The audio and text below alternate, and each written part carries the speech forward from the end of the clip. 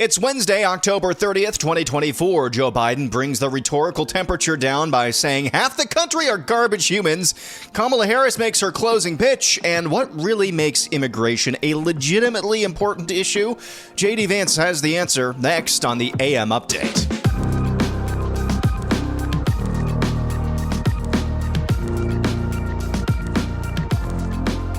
We are now going on day 4 of the media and Democrats, pardon the redundancy, making a big fat deal over some comments an insult comic made at Donald Trump's Madison Square Garden rally in New York City over the weekend, calling Puerto Rico a floating pile of garbage or something like that.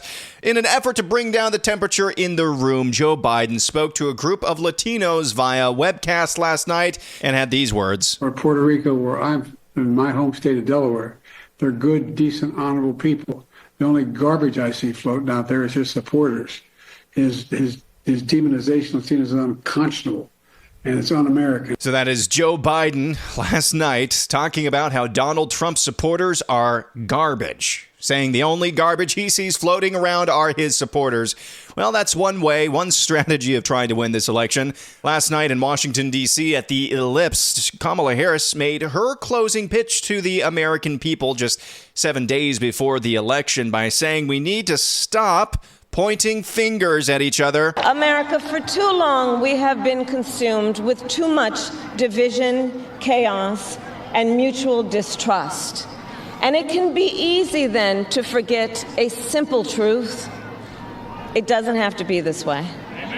It doesn't have to be this way. It is time to stop pointing fingers. Kamala Harris says we are plagued, a nation plagued by mutual distrust, disrespect, and it's time to stop pointing fingers. A few moments later, she says Donald Trump is Hitler. And those who came before us, the patriots at Normandy and Selma, Seneca Falls and Stonewall, on farmlands and factory floors.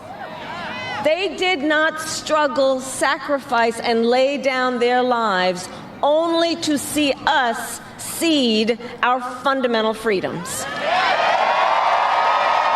didn't do that only to see us submit to the will of another petty tyrant. So a week before the election, Joe Biden says half of America are garbage human beings. 75 million Americans, garbage human beings, for supporting Donald Trump. Kamala Harris makes her closing pitch at the Ellipse Park in Washington, D.C., saying it's time to bring down the temperature in the room. It's time to end this era of mistrust, distrust, and abuse from one another, and then goes on to directly compare Donald Trump to Adolf Hitler. Again, 1 week away from the election.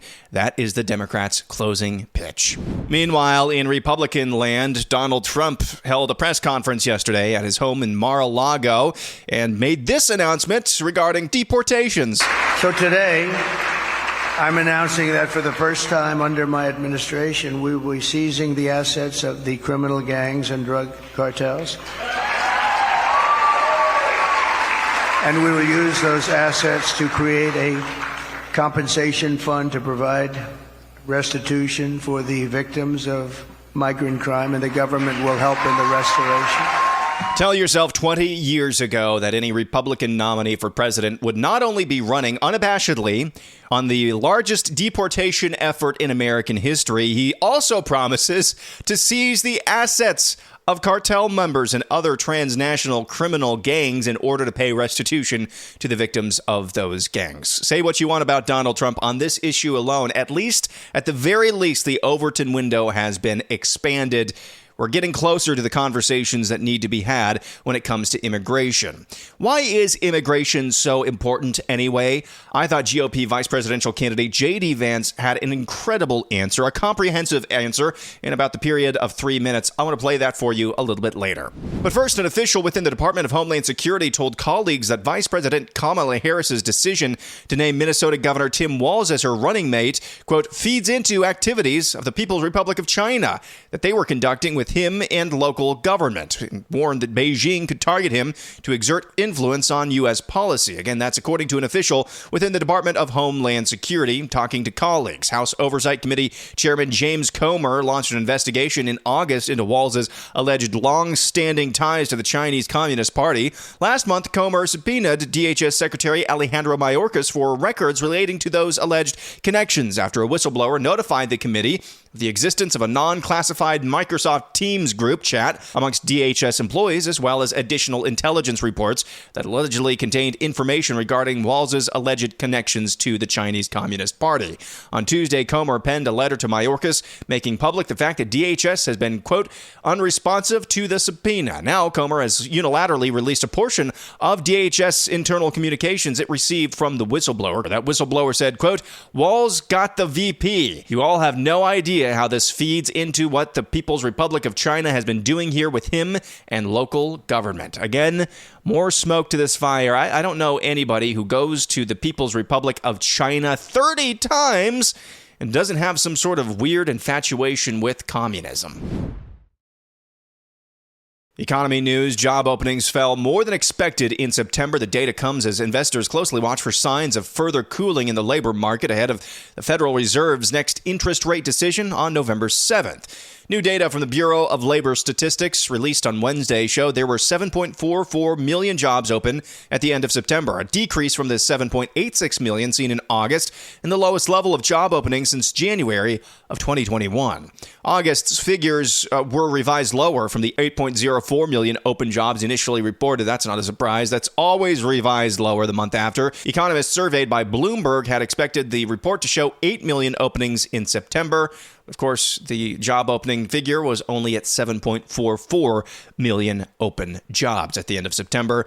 And as I just said as well, that's going to be revised lower at the end of November. Whatever they're telling you, it's never, ever, ever that rosy. 2 IRS whistleblowers have claimed they were banned from investigating Joe Biden amid the government's probe into his son, Hunter. Gary Shapley and Joseph Ziegler sat down with veteran journalist Catherine Herridge for an interview where they claimed the IRS looks the other way when it comes to the country's powerful elite, which they called sensitive persons. I'll remind you, Catherine Herridge is one of the lone voices in mainstream media, or at least was before she got fired by CBS News, who actually took seriously the claims about Hunter Biden's laptop from hell. Ziegler, one of those whistleblowers from the IRS, told Herridge that prosecutors specifically told IRS investigators that they didn't want to ask about the big guy because they knew it was Joe Biden. The whistleblower said the IRS, FBI, and Department of Justice knew Hunter Biden's laptop was real, but they were not allowed to look into it. Ziegler added, quote, there were a lot of overt investigative steps that we're not allowed to take because we had an upcoming election. The whistleblowers said they had been punished for speaking out about the IRS's treatment of Hunter Biden. Shapley claimed, the IRS just has a smothering blanket on me, hoping that I quit, that they find some way to terminate me or commit suicide or something. Ziegler, on his part, the other whistleblower, said he's up against a machine that has millions of dollars that has the ability to fight him. The whistleblowers, Shapley and Ziegler, said they feel vindicated that Hunter Biden, in the end, pleaded guilty to the tax crimes outlined in the indictment against him. The two shared an email they received from their IRS supervisor after Hunter's conviction, thanking them for their work. Again, we do not know even... We're not even scratching the surface of deep state, federal government, whatever you want to call it, out and out corruption. The IRS just completely stonewalled these IRS workers from looking into Joe Biden's tax record. By extension, his son Hunter's tax records as well. They get to do things that us little people don't get to do. They have a completely separate set of rules, according to these whistleblowers. Generally, if this came from any other source than Catherine Herridge, whom I have an immense amount of respect for, I would actually kind of dismiss it because it fits basically every preconceived notion that I have about the federal government, specifically when it comes to these 3-letter agencies.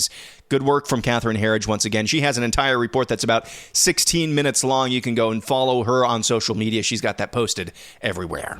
Earlier, I mentioned we are now going on day 4 of media apoplexia. Is that really a word? An apoplectic media when it comes to comments made by some stand-up insult comic nobody's ever heard of before. He made these remarks about Puerto Rico being a floating pile of garbage. He's an insult comic. That's what he does. Not really smart to really roll out an insult comic a little over a week before the election, but the Trump campaign did that during their Madison Square Garden rally in New York City last weekend. Well, one surprising person says it's really not a big deal. Here's Jon Stewart on Comedy Central. Is the alarms. The opening act, grabbing headlines for all the wrong reasons. A comedian who offered unfunny, racist, cringeworthy jokes. Basically calling Puerto Ricans trash. The most repulsive racial jokes about Latinos. Disgusting and hateful. So incredibly crude. Frankly, just too X-rated to play here. Extremely vile so-called jokes. Extremely vile so-called jokes. She name-checked my comedy album from the 90s.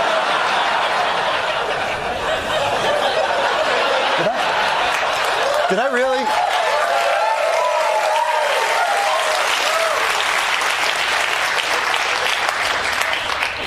I don't know who's AI, me or that guy.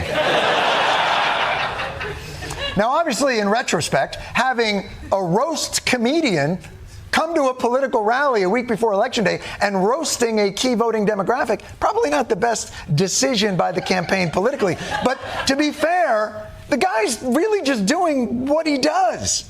I mean, here he is at the Tom Brady roast a few months ago. The great Jeff Ross, ladies and gentlemen. Jeff is so Jewish, he only watches football for the coin toss. Gronk, you look like the Nazi that kept burning himself on the ovens. Kevin is so small that when his ancestors picked cotton, they called it deadlifting. Yes, of course. Terrible, boo, yes.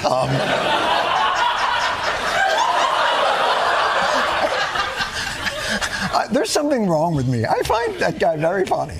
So, I'm sorry. I don't know what to tell you. I mean, bringing him to a rally and have him not do roast jokes, that'd be like bringing Beyonce to a rally and not have... Oh. So that is Jon Stewart on Comedy Central, basically throwing this back in the face of the mainstream media, clutching their pearls. Yeah, probably not a great idea to have an insult roast comic, speak at a campaign event a little more than a week away from the election, but at the same time, that's what he does. Nobody has a sense of humor anymore, and even Jon Stewart can see that.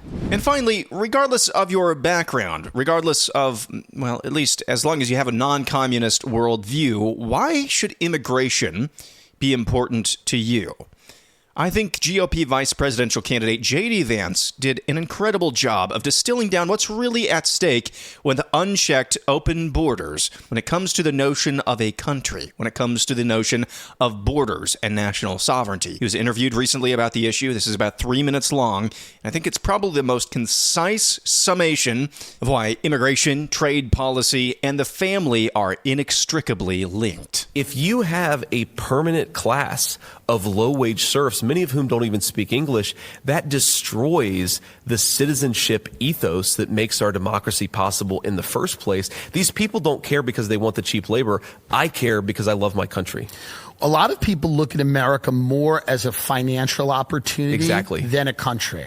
And it's not. It can't be that. Right? American citizenship cannot just be a bunch of people who work and make financial transactions with one another. You don't go and fight wars because the guy down the street makes a lot of money trading derivatives on Wall Street, right? You go and fight wars if you have a nation that you believe in, and importantly, if you have faith that your leaders are only going to send you to fight a war when they have to. And this is that's what's been broken. Right. And this is not only America, it's countries all over the world, all over Europe. Globalization, the benefits of it have been unevenly distributed, to say the least. You have a class of people that are, many of them own assets, and they've seen the value of those assets increase. Many of them are invested in the market, and they're incredibly happy with the freedom to move capital around the world and make lots and lots of money. But the citizens of the countries that they live, their standards of living have been lowered and lowered and lowered. Correct.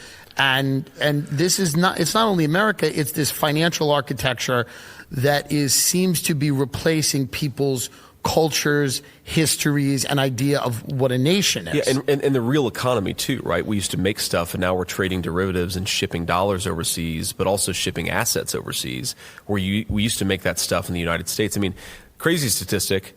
What do you think the life premium for having a bachelor's degree is in this country. In other words, if you have a bachelor's degree, how much longer do you live than a person without a bachelor's degree? 10 years? 7 years. Wow. 7 years. You live 7 years longer for having gone to college in the United States of America. And you put this well. The way that I would put it is globalization, it's been very good for rich people in rich countries, and it's been very good for poor people in poor countries. Right. It's been extraordinarily bad for poor people and middle-class people in rich countries, right? Right. And in some ways, the whole Donald Trump movement is a rebellion against, okay, well, some people have benefited from this. Like, some people benefited when my steel mill, the steel mill that employed my grandfather for 40 years, when it went from 10,000 jobs to 1,800 jobs, right? Yeah. But it wasn't the people that I grew up around, and it wasn't our families, and it wasn't the moms and dads who got divorced because the dad, usually, but sometimes the mom lost a stable middle class wage. I mean, again, Republicans are like, we're supposed to be the party of family and of family values. You know what's really bad for family values? When thousands of people at the drop of a hat lose a good middle class wage. Right? That's not good for family values. That destroys families. And again, we can do so much better, but we've got to get away from this failed consensus the last 40 years. So that is J.D. Vance articulating in about 3 minutes with the help of comedian Tim Dillon there. That was on his podcast, articulating just what is at stake. This has everything to do with the family. Immigration has everything to do with the American family. When you are unevenly yoked, when it comes to trade, transnational trade, and it benefits only the poorest of the poor in poor countries and the richest of the rich in rich countries, as J.D. Vance articulates there, and it absolutely destroys and hollows out the poor and the middle class in the richest countries, something is wrong. Something is broken. And I think he does the best job there of articulating why in the world, for the last better part of 10 years, Donald Trump has been a force in American politics. Love him or hate him, disappointed or not, his rhetoric on this issue alone, starting back in 2015 and 2016, that is why he is a force. I think he did a really good job of summing that up. That'll do it for a Wednesday. We'll be back at it again tomorrow. I'm Aaron McIntyre, and this is the AM Update.